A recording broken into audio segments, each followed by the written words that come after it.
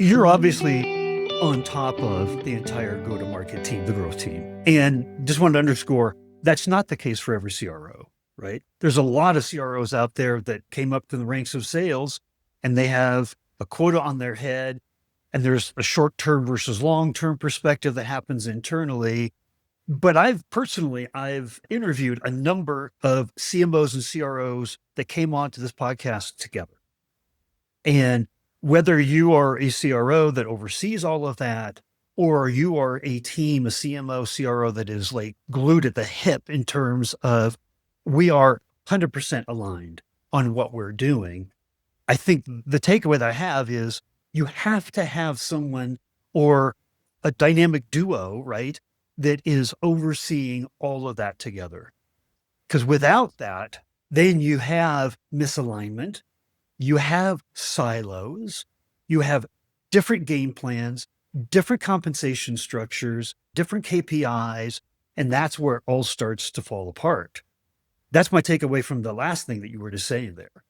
Yeah, no, I fully agree. And if we look at a CRO and a CMO working together, they need to, I think it's the same methodology that I apply with the head of sales and the head of marketing. The CEO applies to the CRO and the CMO.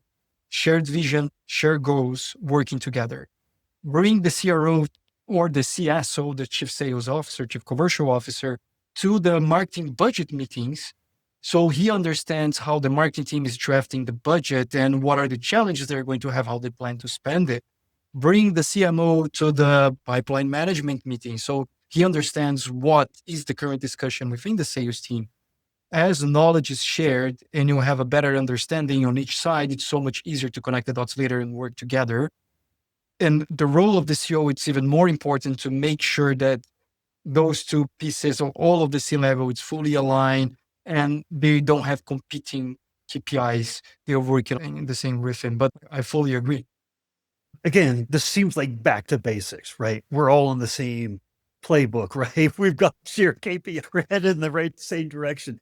These seem like insanely basic, right?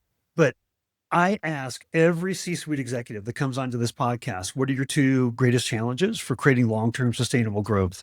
The number one challenge, number one, mentioned over 70% of the time by C-suite executives, is lack of internal alignment. It is basic, right? And back to basic doesn't mean it's easy. It's a basic understanding, but sometimes it's really hard to do. And I think that goes back to our first topic about all of the noise that there is in the market today, that sometimes I feel like it's more important to drive AI efficiency within the company instead of fixing the basics of internal communication.